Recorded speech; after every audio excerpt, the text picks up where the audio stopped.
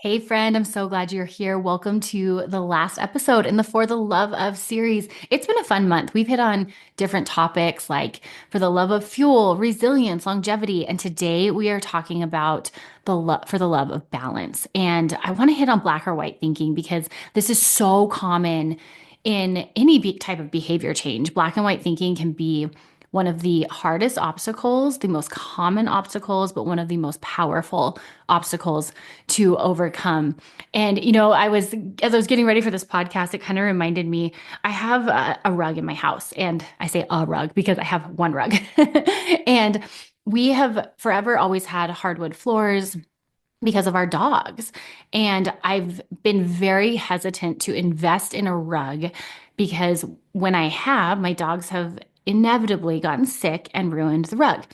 Now, when I invested in this most recent rug, I was really excited because it really brought our living room together. It's right in front of our fireplace. We have this really cozy couch, and the rug just made it this oasis where I love to have my coffee in the morning. Now, as I owned this rug, of course, kids and dogs and shoes and just time eroded at the integrity of this rug. And so one day last fall, I was looking at it thinking, oh my gosh, it's ruined. Like I can't even see the pattern anymore on the areas where we've been most active on it. And I was really bummed out. And I started looking at buying a new rug. And they're quite pricey, especially if you buy really nice ones. And I was so frustrated complaining to my husband about how this is why we don't buy rugs because I have them and they're really nice and I fall in love with them and then I have to buy them all over again. And he just looked at me and he said, what if we cleaned it?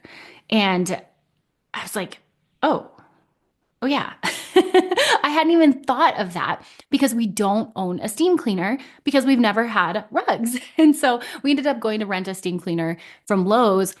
I moved the couch, I cleaned the rug, and it was good as new. But I share this because when it came to my rug, I was thinking like either it's new and amazing or it's old and worn and I have to throw it out. Like there was nothing in between. And there was nothing in between because I didn't have the tools to actually clean the rug. And I had to have somebody outside my perspective to say, like, hey, here are the tools you need to clean and fix this rug. And there it is. It's good as new. And so when it comes to black or white thinking, or it's called dichotomous or polarized thinking in the psychology world, this is a cognitive distortion that really sets us or stops us from seeing the world as it really is, which is complex and nuanced and full of shades of color and opportunity. It really puts us in this all or nothing mindset that can sabotage us. So today I want to actually break down where black or white thinking might show up and talk about how we can identify it and then how we can rework it so that we don't set ourselves up for sabotage. It's going to be a quick little pep talk today as we wrap up this For the Love of series. I'm so glad you're here, friend. Let's dive in. I'm Jess, host of the Fuel Your Awesome podcast. I overcame an eating disorder in my early 20s with a mix of faith and empowered eating.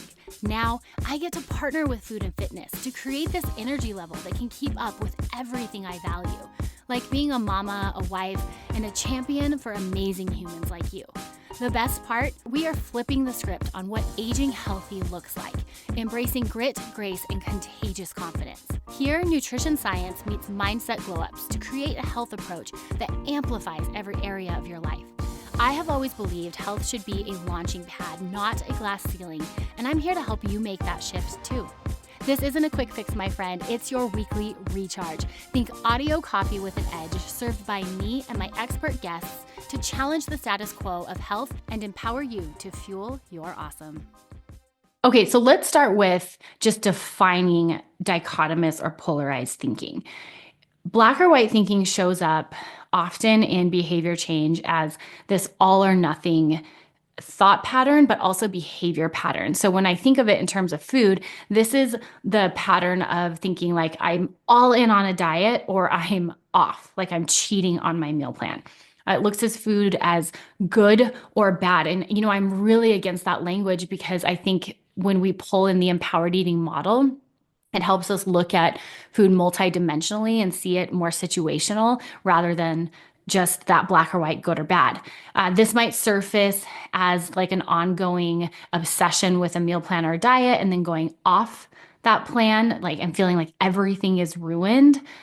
Black or white thinking might manifest as someone who's been eating well and intentional for a time, but then stress hits and then all of a sudden it's like, woo, we are off the wagon. You might have that language like, oh, I'm off the wagon or I fell off or it's going to be a bad check-in because I haven't been doing what I'm supposed to be doing. Black or white thinking often pops up when people jump on a scale and they see a number they don't like. It's like, oh, see, nothing is working. I'm someone who struggles with premenopause depressive disorder. So I have really bad PMS symptoms that kind of ebb and flow depending on my nutrition. That's another podcast. But when I'm having a rough PMS week, this shows up for me as like, in my mood, like everything is wrong. I call it my I give up on life days where I'm just like, nothing is working. The thing is when we get in this black or white thinking, there are some really clear words we can look for to identify it. And it's going to be words like always, never, impossible, disaster, ruined. Even the words perfect can be indicators that we are operating in black or white thinking. We want to look for these hints because when we can see them and we can label them, then we can actually start to work on them. I have this, I'm going to share this story of my sister. She doesn't listen to my podcast, so she's not going to know I tell you this, but it's one of my favorite stories. She was so cute. She was in high school and she was staying with my husband and I. Actually, no, she was in college. She's a freshman in college. So she was coming home for the summer and she wanted to be in Albuquerque while my parents had already moved out of Albuquerque. So she stayed with my husband and I. And as a part of her staying with us, she said, how can I help? And we said, can you help us vacuum? I hate vacuuming and I have a German Shepherd, so I have to do it often. So she's like, sure. So she starts vacuuming the house. Well, when I get home, how you can see the lines of where the vacuum's been? I look and I can see she's like vacuumed half of the house. And I could see she was in the kitchen. And then in the dining room, you could see like where she had gone halfway, but then the other half wasn't done. And I asked her, I said, hey, sister, are you going to finish the other half or what's going on here? And she goes, well, the cord didn't reach any farther. And I just started laughing so hard. As soon as the words came out of her mouth, she realized what she had said. But it was like, as soon as it didn't work, she goes, oh, I'm kind of done, right? Like it was working and then it wasn't. And so when I think of coming outside of black or white thinking, I really think of, not seeing the limitation of what we're doing as the end and thinking of how we could think outside the box and maybe like, in her case, unplug the cord and move it. We have to think in color. We have to think outside of our current situation.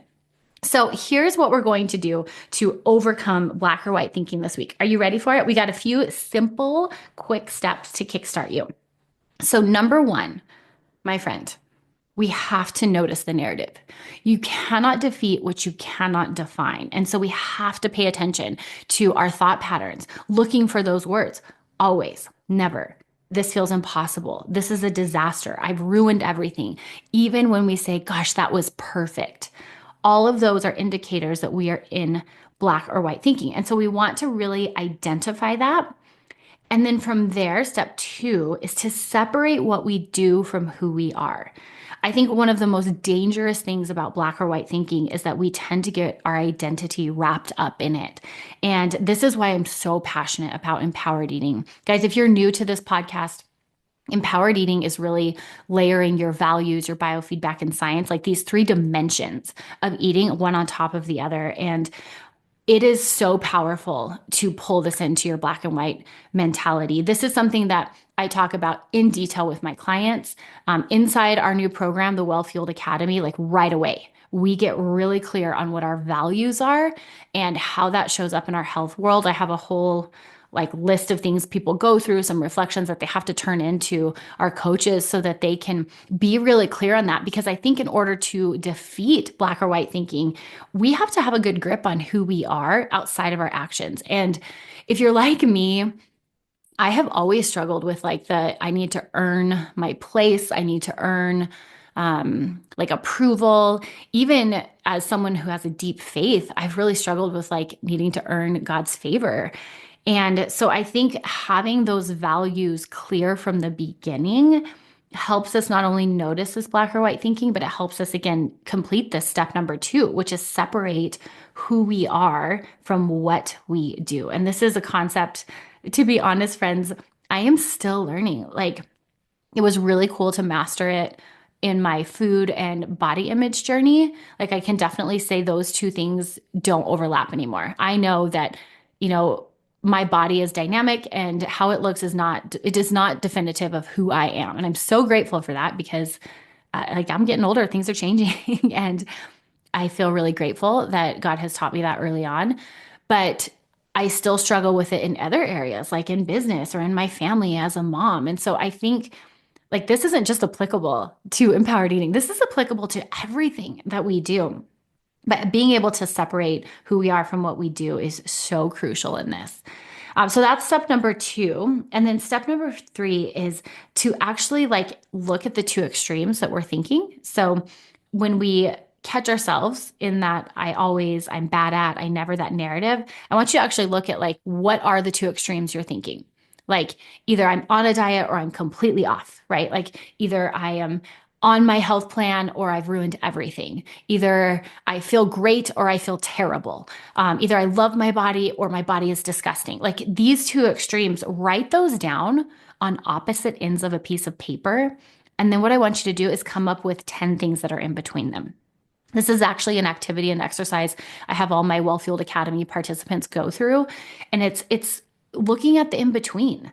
We also used to do this when I worked at an eating disorder clinic. Now we called it rainbow thinking, where we would have someone write an extreme statement up on a whiteboard. So they would say like, um, I don't know, like a donut is bad. You guys know I love donuts. I always use them as my example.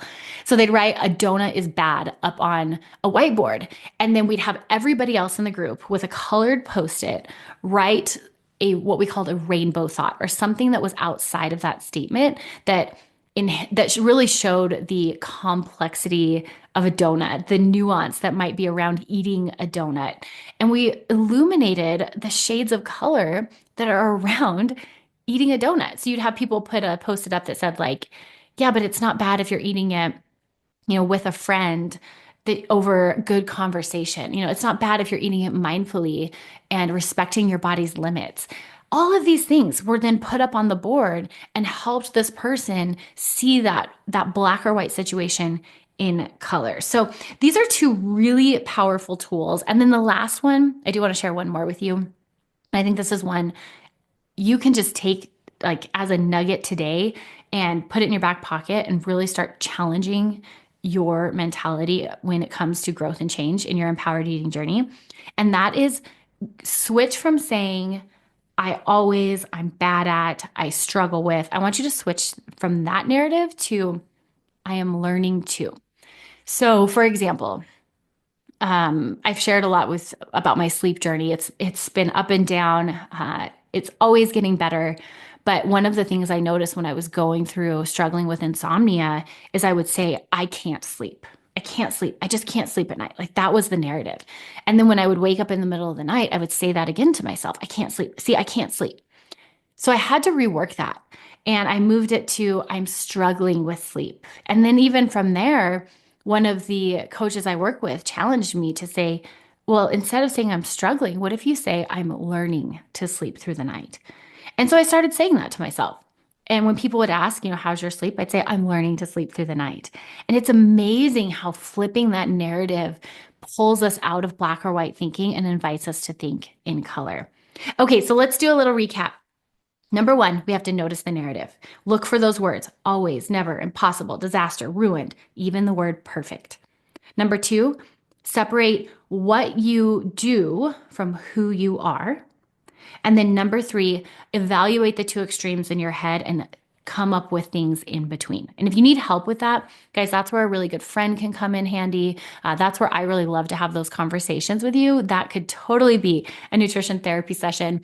We do a lot of this in the Well Fueled Academy on our monthly Q&A calls where people will bring these circumstances and we as a group come up with everything in between. There's something really powerful about inviting others in and being vulnerable, getting an outside perspective, because we can't see what we don't know, and we're stuck. Sometimes we're stuck for a reason because we haven't actually invited others in and asked for help. I would love to be that person for you. Friends, I hope this helped you today. As you go through this week, let's really challenge that black or white thinking. And I want you to remind yourself that you are learning, and that's an okay thing. We're all in this boat together. If you want more on how to build this mental muscle in challenging black or white thinking, I would love to do that with you. You can find out more about connecting with me or joining the Well Fueled Academy in the show notes. And that's a wrap. That's a wrap for February, my friend. Thank you so much for being here. If you enjoyed this show, do me a quick favor. If you could share it on social, give me a tag or leave a review, I would so appreciate it. I will see you in March. It's going to be a good one. We got some fun things in store for you guys. Have a beautiful day, my friend. Cheers and happy eating. I am so glad you stopped by. I know you're leaving today with so much insight, but let's make it actionable. Take a moment right now to choose one key takeaway and write it down. Putting it in writing is the first step to making it happen. And remember, it's small, consistent changes that spark the biggest health transformations. If you're ready to dive in deeper into empowered eating, check out the show notes for free resources and details on how to connect with me and the Empowered Eating team. If today's episode lit a spark, my friend, I'd be so grateful if you'd share the love. Leave a review and tag me on social media at Jess Brown RD. By spreading the message, it helps us reach even more people who need empowered eating in their life. And don't forget to hit that subscribe button so you're always in the loop. Until next time, my friend, I hope you have a beautiful day. Cheers and happy eating.